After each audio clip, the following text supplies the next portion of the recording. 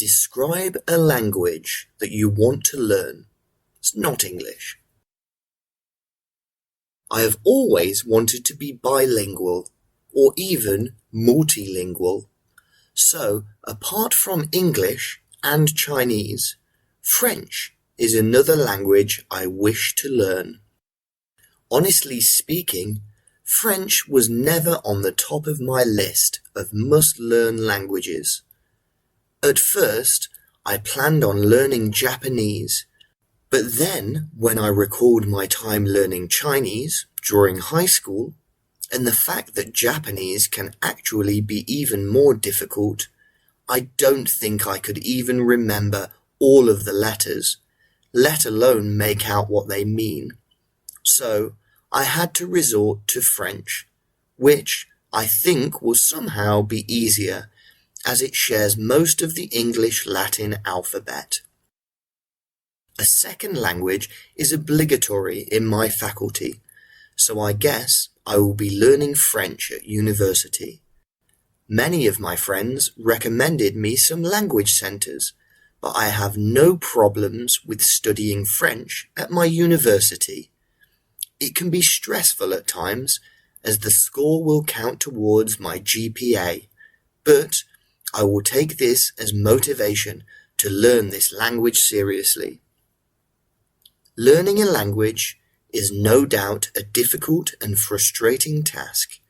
It took me years to master my English, and I know it will take no less to have a relatively good command of French. But let's not get ahead of myself. I will just have to take baby steps, but I think I'm ready for this challenge. 1. What is an example of an international language that people use to communicate, besides English? Chinese is an example of an international language apart from English. In fact, around 1/6 of the world population speaks Chinese as their first language. Even foreigners speak Chinese, mostly in trade and business. 2. Do you think people will speak the same language in the future? Maybe English? No, I don't think people will speak the same language in the future, because a language carries national values and represents the indigenous cultures. In other words, the loss of a language equals the loss of cultural identity.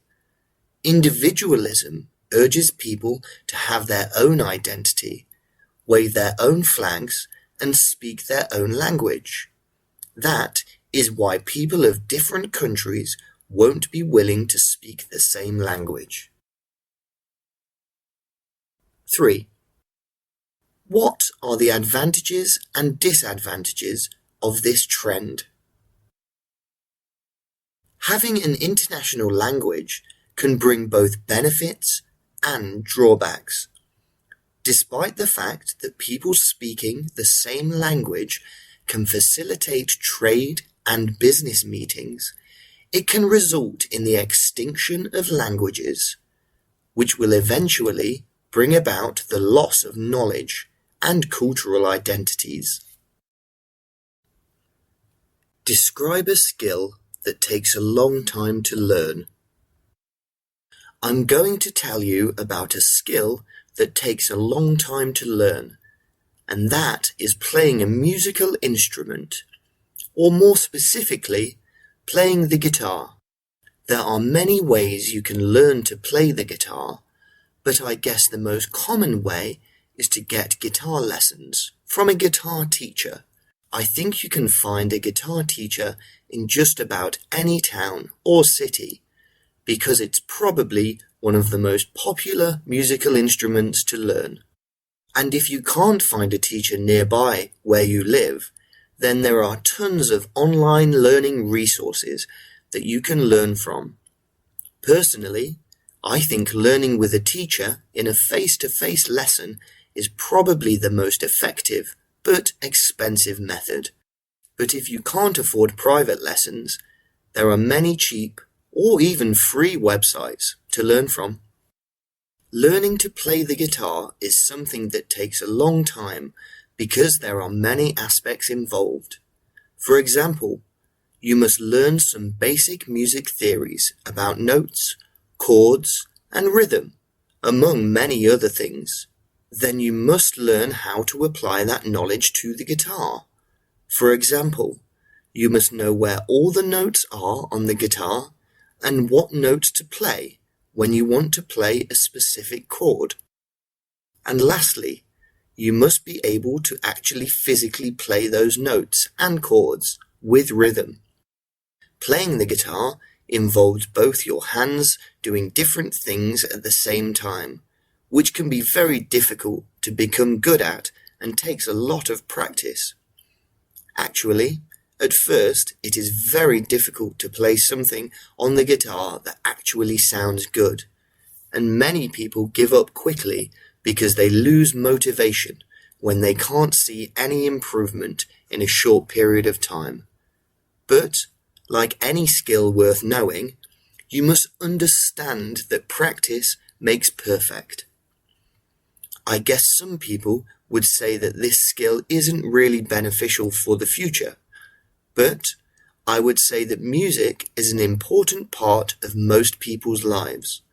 So whether you can play the guitar, or if you simply love to listen to music, then probably sometime in the future, your guitar or someone else's guitar is going to have some kind of positive effect on your or other people's moods and emotions. 1. Why does it take a lot of time to learn a skill? Well, I think it normally takes a long time to learn a skill simply because it takes time for our brains and our bodies to adapt to the new skill we are trying to learn. For example, when you want to learn how to play the guitar, it takes quite a long time before the muscles in your hands and fingers are developed enough to be able to move quickly and precisely in order for you to be able to press the correct strings in the correct place to play the sounds you want the guitar to make. So, basically, it just takes time because our brains and bodies need time to adapt to the new skill. But some people can adapt faster than others at different skills. 2. Is it important to learn a new skill? Definitely. I think life is about learning. So, if you are not learning and practicing a new skill, then probably you are not challenging yourself, and you might even find life a little boring. I think in order to have a fulfilling life, it is important to learn new skills all the time. 3. What do people feel when they have to wait? Well, everyone is different, I guess.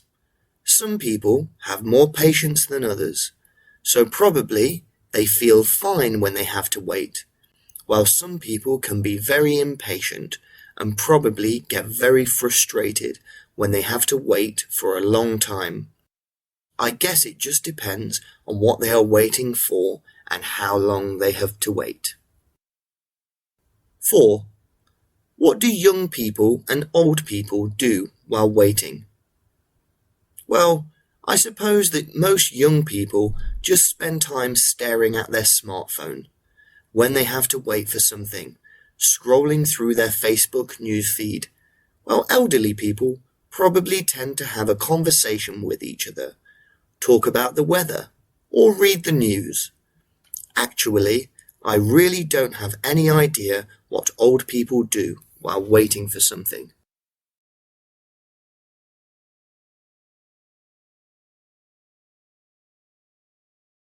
Describe a time when you spent a lot of money on something. Today, I'm going to tell you about a time I spent a lot of money on buying a mobile phone. Last month, while travelling back home from work, I was caught in a torrential downpour and got drenched. Unfortunately, My phone, which I put in my trousers pocket, got water damage too. I took it to the phone repair shop, but all efforts were in vain. So, I decided to buy a new one. At that time, Samsung had just launched their latest model, which was the Samsung Galaxy Note 10 Plus. And needless to say, I was immediately hooked on its new design. It was gorgeous to look at, and the image quality was incredible with nice, vivid colors. The thing which I was particularly impressed by was the hole cut in the top for the selfie camera, because it was totally smaller than any other model. Everything about this phone was perfectly amazing, except for one thing: the price. It was sold for an exorbitant price of $950. To be honest, I had never spent such a huge sum of money like that on anything before. After a few days weighing up the cost, I finally made up my mind to buy this expensive phone. Normally, I would go to the mobile store to properly examine the phone before making a decision to buy it. But this time, I decided to purchase it online because the price on the website was $50 lower than in store. And the phone was delivered right the next day with no breakage or problems at all. I was completely satisfied with this brand new phone, and it was completely worth the money. 1. Why do people save money? I think it's basically because no one can predict the future, and people's savings can help them be more financially secure in case of an emergency. Bad things can happen to anyone, and it's always better for people to be well prepared. For example, you can suddenly lose your job and become unemployed for a period of time. In this case, without a stable income as usual, you can use this money as a backup for necessary expenses. 2. Do you think rich people are happier than those who are not rich? It's hard to answer this. First of all, I do believe that the rich will be more satisfied with their lives compared to the poor, because they are financially comfortable and all their most important needs are easily met. It's clear that they will feel a greater sense of security and less stressed about their futures. But from my perspective, satisfaction is different from happiness.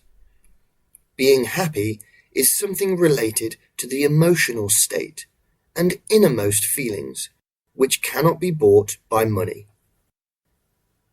3. Do you think children should learn money management? Sure. In modern society, teaching children to manage their money is absolutely necessary.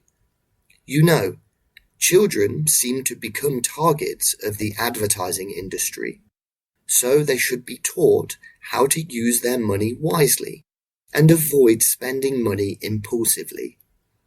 When it comes to teaching kids about money, the most important point is to show them the difference between things they want and things they need. By forming a good saving habit at an early age, children will find it easier to manage their life in the future. 4. Why do many people apply for credit cards nowadays? I have to say that credit cards are not that popular in Vietnam, but I've heard about these types of cards before, and I can see that they come with a lot of merits. Credit cards can be valuable tools, especially for handling emergencies and unplanned expenses. Credit cards give users a chance to access money they don't actually own and then pay it back later, pretty much like a loan. People will have more chance to go shopping without worrying much about their financial state at the time. That's why more and more people tend to use credit cards these days. Describe an intelligent person. Today, I'll take this chance to talk about Huang, one of the smartest friends that I ever had. Back in high school, we used to hang out a lot until he went abroad for further education. Huang was my classmate at high school, and we got on quite well with each other, as we shared a big interest: music. However, when it came to studying, everything turned out to be absolutely different.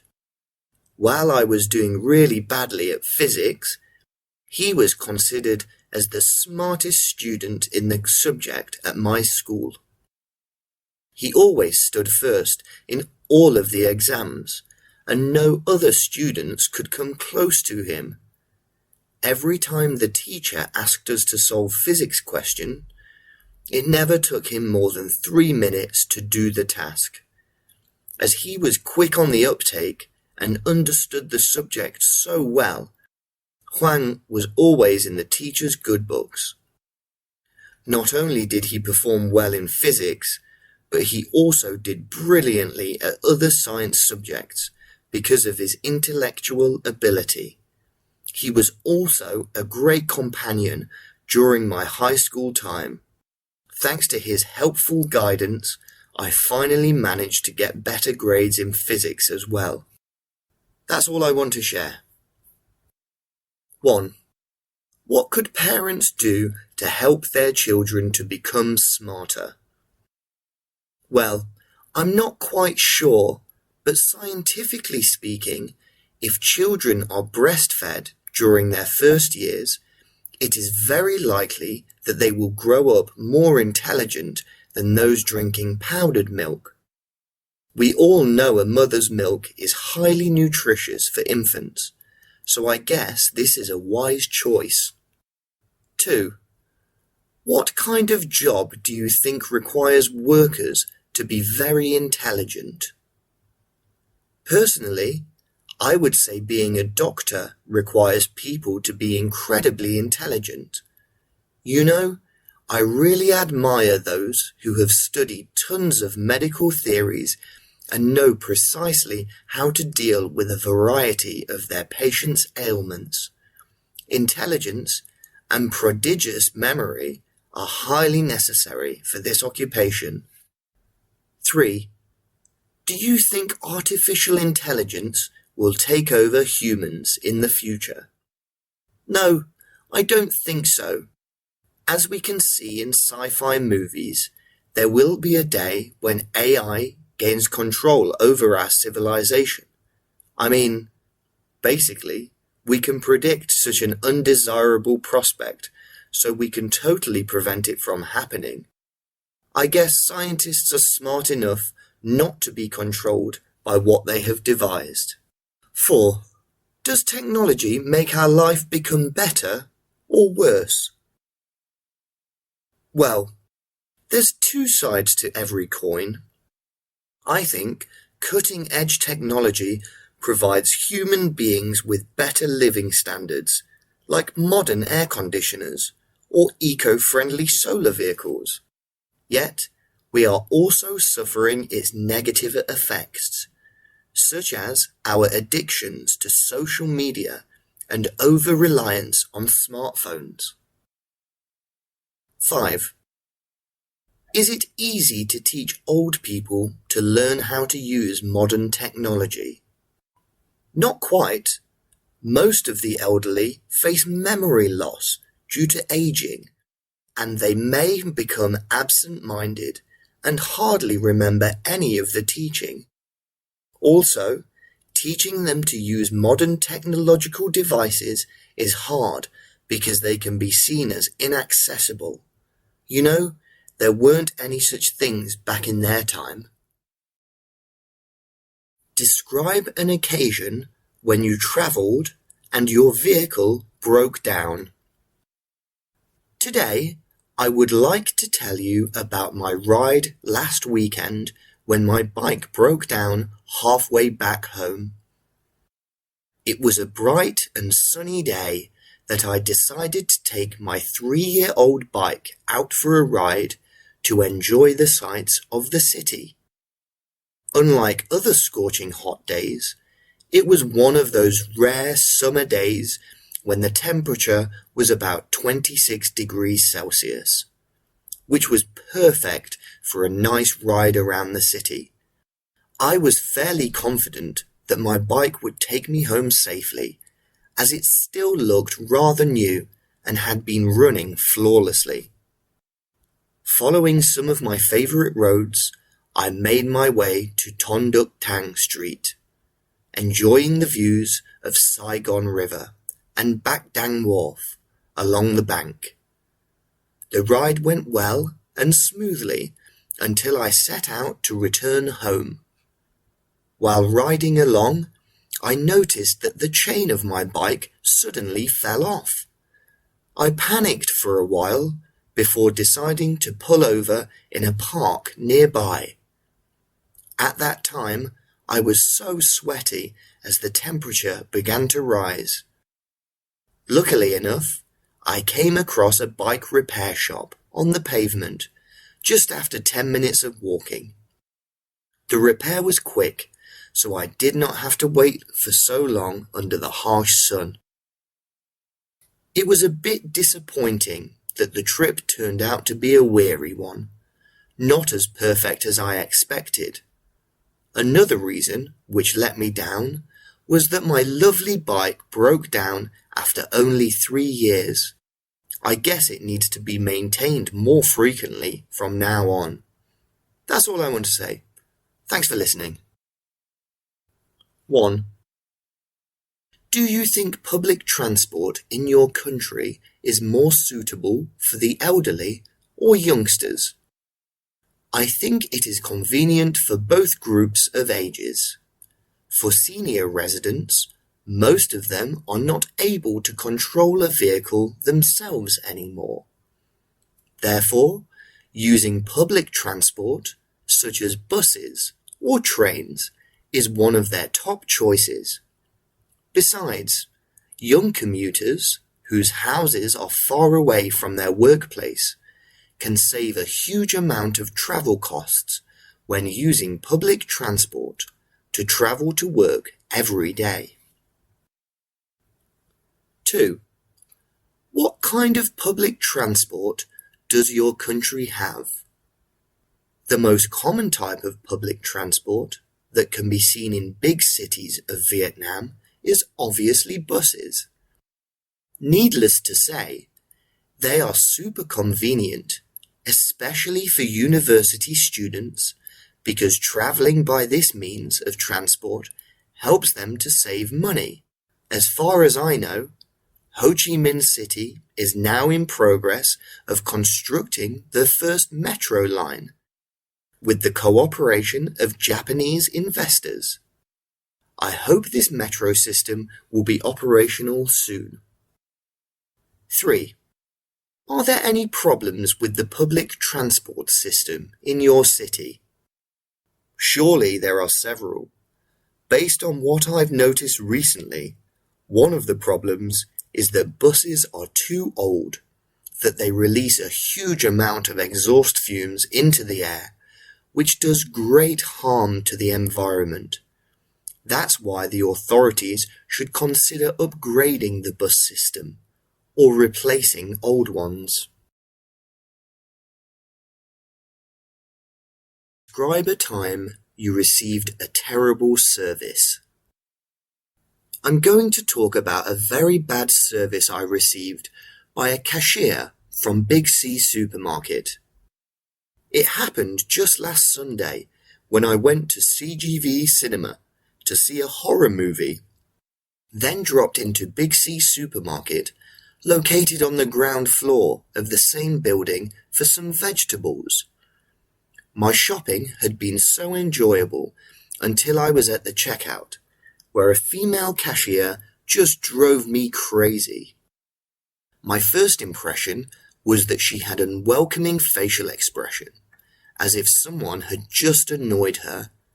To me, that was fine, because people may sometimes be tired or sick, and we shouldn't ask them to always give us a smile. However, when I asked her some questions related to the promotion program of some products, her response was so loud and rude that it attracted attention of the people around. I felt like she was shouting at me rather than giving information. The drama came to its climax when she refused to give me more plastic bags when I asked for more. As a consequence, with stuff left on the counter, I had to manage every way to cram them all into the 2 small bags that she had given me. You know, I had a hard time to calm me down and release myself from irritation because I did not want to cause any trouble in public. I went home feeling so bad about what had happened. I called the hotline and voiced my complaint because it was necessary for such improper behavior to be corrected. I think customer service is very important, as it has a big influence on customer loyalty, and every business should take it into account to survive in a competitive market. 1. How important is customer service? It is very important, I must say. Customer service is an important factor that decides customer loyalty to a product or service. When they spend money for something, it is not only the quality they care about, but also the shopping experience.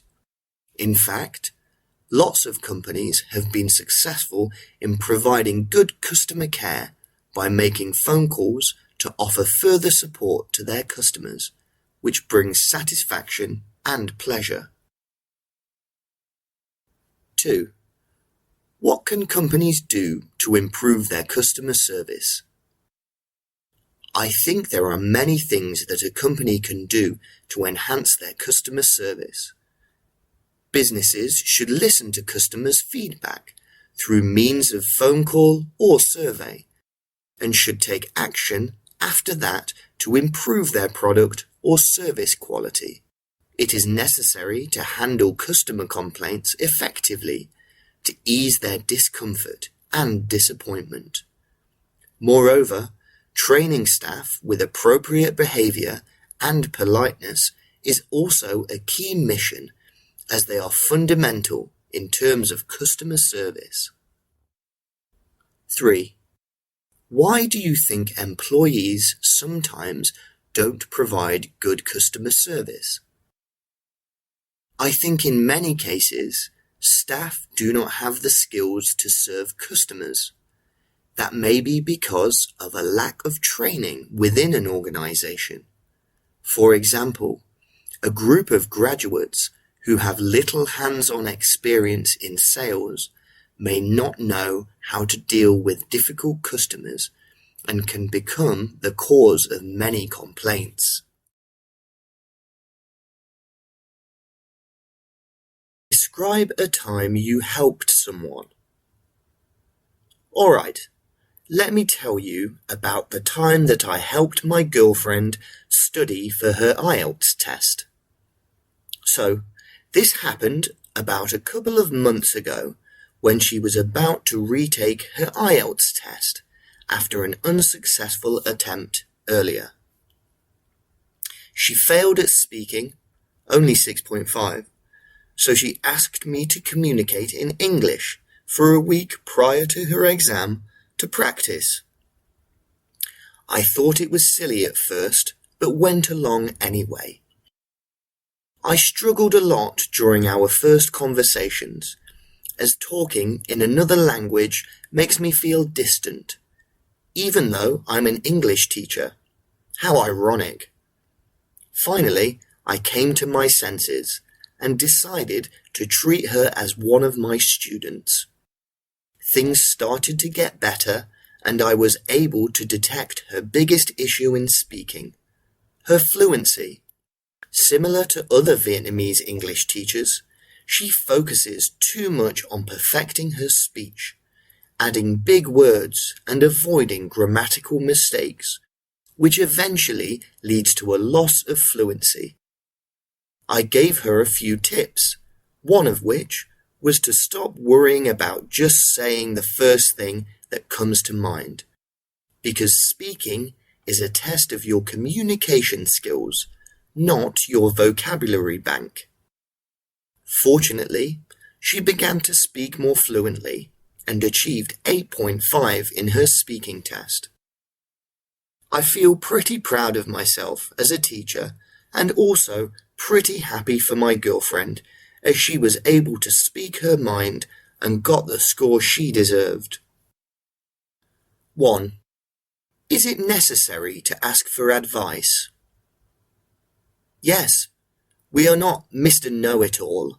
I mean, there are always limits to our knowledge and experience in life, so I think it's really vital for us to ask for advice from other people when we're going to experience something new, like taking up a new hobby, for example. 2. Do young people nowadays like to receive advice? It's hard to tell, to be honest. I mean, it really depends. Some of them are very open to advice, but some aren't. They think they are always right and refuse all kinds of help from others. 3. Do they always follow the advice they receive? Well, again, it really depends. For instance, if they find the advice valuable, they will definitely act on it. But if they consider it to be something wrong, they will not follow it. Still, there are some cases when they pretend to take the advice to please others, but then never follow it. 4. Should people ask for advice only on their personal matters or even important decisions? I think it doesn't matter what the problem is. The important thing is whether they can sort it out themselves or not. If they can't think of any solution, then I think they definitely need advice. I'm an interesting old person. The old person that I find interesting, that I would like to tell you about, is my grandma. Actually, she died a few years ago, but she was a very inspiring person. My earliest memories of her are probably from when I was about 5 or 6 years old, because before that, I didn't live with my grandparents, so I didn't see them very often. There are many reasons why I think she was very interesting. Firstly, she grew up in Australia during a time when men and women did not have equal rights, especially in terms of salary. And she used to work in a leather factory, and she knew that she was good at her job, better than most of the men in the factory. So one day, she demanded that her boss pay her the same wage as her male colleagues, because she was better than a lot of them. This was a brave thing to do, and her boss gave her a raise. I think this is a good example of her personality actually. She was an honest and fair person. She worked hard, and she expected to be paid fairly. She always really loved to live in old houses in the countryside and filled them with all sorts of antiques and lots of interesting gadgets. So it was quite fascinating for me and my brothers to visit her house when we were young. Secondly, my grandmother was a real individual. She loved to play video games, even when she was 60 years old. And she used to ride a big motorcycle, and she had some tattoos on her arms, which was very uncommon for a woman her age. but my brothers and I thought she was really cool. She was also a very talented artist as well. She painted many beautiful paintings and learnt to play the piano when she was about 65. And because of these things, my grandmother is someone I really admired. 1. Can old and young people share the same interests? Yes, of course. There are many interests that young and old people share. For example, many young and old people like to play the same sports, such as badminton, or the same games, like chess. It really just depends on each person's personalities. 2. What can old people teach the youth? Well, I suppose there are plenty of things the older generations can teach the youth. For example, older people usually have a lot of life experiences and have learnt a lot of important life lessons, which they can teach younger people about. In Vietnam, most older people experienced a lot of hardships in their lives when they were young, because the country was involved in a lot of wars, and many people didn't have jobs, or money, or even food. So they had to learn to survive and overcome those difficult times. Most kids these days don't have to deal with anything like that, so there are many things they could learn from their elders. 3. What can young people teach the old? Well, I guess the first thing that springs to mind is about how to use technology. Many older people tend to be living behind the times, so they tend to have a hard time learning how to use modern computers and other devices, like smartphones and so on. So that's one thing they can learn from the youth. Also, I guess many older people still hold on to some traditional beliefs and customs, some of which are a bit outdated, while the youth are usually in the know when it comes to modern ways of living and more modern views and opinions about certain aspects of life. So I guess both generations have something to learn from each other. Describe a person who helps protect the environment. Well, today I'm going to tell you about my next-door neighbour, Mrs. Ming, who is a perfect example of an environmentally friendly person.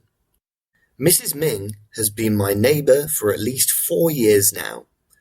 She is in her 50s and is actually a retired university lecturer. As a neighbour, Mrs. Ming is really kind and helpful, and she never refuses to help me when I'm in need. From lending me some cooking spices to taking care of my little sister when other family members are absent. But what I find most impressive about her is how environmentally conscious she is, as she has been doing a lot of activities to help protect the environment. To be more specific, Mrs. Ming knows so much about the detrimental effects of plastic bags on our planet. She told me about how it would take these bags millions of years to completely biodegrade, and how they can cause severe harm to sea animals. That's why ever since she moved here, I have never seen her use them once. Instead, every time she needs to get the groceries, she brings her own cloth bag. You know, the type that you can bring home to wash and reuse the next day. Other than that, she also participated in a lot of voluntary work to clean up garbage or join hands in other campaigns involving raising awareness about global warming. The effort she put into protecting the environment is really inspiring and admirable. In fact, now I am also replacing plastic bags with my cloth bags as often as I can. I always think that good actions give us strength and inspire good actions in others, so I know what she does will continue to make bigger changes. Thank you for listening. 1. Why should we protect the environment? I think it is essential that we protect the environment since a polluted living environment can have direct effects on our livelihood. For example, air pollution can cause respiratory diseases and cancer. Among some other severe diseases, water pollution also destroys our health inside out. Therefore, keeping the environment clean and protected means keeping our lives safe and healthy. 2. Who is responsible for the protection of the environment? Since all of us share a home we call Earth, we should share an equal amount of responsibility in protecting the planet. It's not any government's duty. It's a global problem that needs to be solved by all living humans. I believe that only by working together will we be able to make a change. 3. What is the most serious environmental issue now? As you can see, in big cities like Hanoi, air pollution is one of the most concerning problems. Most people have to wear a mask when they go out to avoid breathing in the polluted air, filled with dust and other toxic exhaust fumes coming out of vehicles. Other than that, I think water pollution is also a prime example. A lot of rivers and oceans are full of garbage, which definitely contributes to numerous health problems for humans and causes the death of many aquatic animals. Describe a quiet place. Today, I'm going to talk about a place I think is really quiet, which is the elevator. I know library or cafe will more likely pop up in our mind when we are asked to name a quiet place. But have you ever thought about the fact that people rarely talk to each other in the elevator? Indeed, when 3 or 4 people are crammed into a confined space, human interactions are reduced to almost none, and the awkward silence will continue until you exit. And that's why I believe the elevator is one of the quietest places on Earth. Speaking of why I think of the elevator, it was all thanks to a security guard. As I was walking my bike out of the office in the basement last week, I couldn't find that security guard, who'd never left his spot anywhere until the elevator bell rang ding, and there he was. He walked out of the elevator, with his guitar in his hands, grinning to me. "Yeah, sorry, I went in to record some of my new songs. It's so quiet and fully soundproof." He has a thing for music, so that did not surprise me one bit. Yet, I still hope that he pays more attention to our bikes next time. But I guess I have to thank him and his mini studio for helping me coming up with this idea. That's all I got. 1. Are there any other quiet places? There are plenty. Different places, like cafes or temples, are quiet because visitors respect others and keep silent as common courtesy. Some places require people to remain silent, such as the library, or some places are simply not usually surrounded by people, like most parks and gardens in the morning. 2. Why do people like to spend time in quiet places? I guess the answer to this question varies. Some people find the absence of sound a perfect opportunity to focus on their work or study. That's why libraries often become a popular hangout spot before final exams. Also, Some introverted people love spending time in quiet cafes or parks where the tempo of life has slowed a bit, since these places give them great peace of mind. 3. Why do people like to spend time in quiet places? Yeah, there are many possibilities. Maybe some people are extroverts and enjoy crowded places as well as the exciting atmosphere. Others, on the other hand, might be afraid of quiet places because the lack of noise makes them feel lonely, which may lead to negative thoughts. Describe a piece of clothing you like to wear. So, today I'm going to talk about my absolute favourite clothing accessory, which is my scarf. I picked it up for an extremely reasonable price of 60,000 VND a couple of years ago. The place I bought it from was a small handicraft shop at a really famous temple in Saigon. In that shop, they made lots of different types of clothing by hand and with old-fashioned sewing machines. As for how often I wear this scarf almost everywhere. In winter, it can help keep my neck warm, while in summer, it can help protect my neck from the scorching rays of the sun while I'm driving on my motorbike to work. This scarf is red and black with a checkered pattern and is made of 80% cotton and 20% polyester. It's durable too, because I've had it for 2 years now and it still feels soft and comfortable to wear as well. One more thing is that the red and black matches with some of my clothes, so it suits me well. There are obviously a few reasons that I have already mentioned as to why I like it, but I guess the main 2 reasons are it's durable and has lasted a long time, and the second reason is that it's versatile and it can be worn in different seasons. 1. What's the difference between the dressing style of young people and old people in your country? Well, I think it's quite obvious from just looking on the street.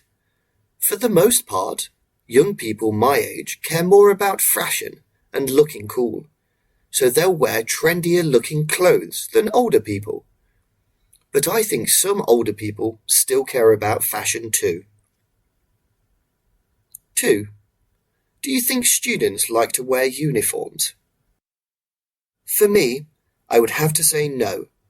When I was at school, I remember I always hated wearing a uniform and got into trouble on countless occasions because of trying to wear a t-shirt instead of a polo shirt.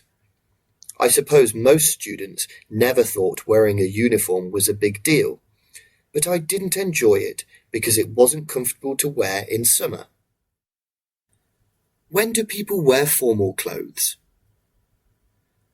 I think people mostly wear formal clothes on special occasions, like weddings, funerals, or formal situations, like job interviews. The last time I wore formal clothes was for a job interview. I had on some trousers and a nice shirt and tie with leather shoes. Describe an advertisement you remember well. Alright, I'm going to talk about a memorable ad that I remember well, although it was aired quite a while ago. The advertisement is about Comfort, a brand of fabric softener made by a company called Unilever. Honestly, I am not entirely sure when I first saw this advertisement. If I'm not mistaken, it was a couple of years ago when TV commercials were in their prime. The advertisement is so memorable that sometimes I still look it up on YouTube to show my students what a good ad looks like. The most interesting thing about this ad is its meaningful message. While other commercials at the time tended to be short and focused on humour to attract customers, Unilever paid attention to the content and built a story around Lily, a caring housewife, and Andy, a famous rock star. Despite his fame and success, Andy never forgets his family, because deep down he always feels his partner's love just from the smell of Comfort's long-lasting freshness. The company even created a series of ads instead of just one to deliver the message better. I think this was a costly but effective strategy, as Comfort soon became a household name after this campaign. Question 1. Why do some people hate advertisements? Well, there are probably a few reasons, but I think the main one is because there are just too many ads. Imagine how annoying it is when you get interrupted and have to endure 15 minutes of advertisements while trying to watch your favorite TV show. Also, many storylines of movies are affected by advertising and must include the products of movie sponsors, which often makes the plot unnatural and illogical. 2. Do people usually buy things after seeing them advertised? Yes, I believe so. If not, companies wouldn't stop spending millions of dollars on advertising. Advertisements usually exaggerate products' effectiveness, and therefore most ads tend to have a strong influence on the purchasing decisions of customers. Companies often include the hottest, irresistible deals and promotions in their ads, as it can be seen in many electronic device advertisements. 3. Are people more influenced by TV advertisements or internet advertisements? I guess it depends. Young people spend more time on the internet, so they might be more influenced by ads on YouTube or pop-up commercials on many websites. However, TV commercials have a bit of an edge when it comes to older audiences.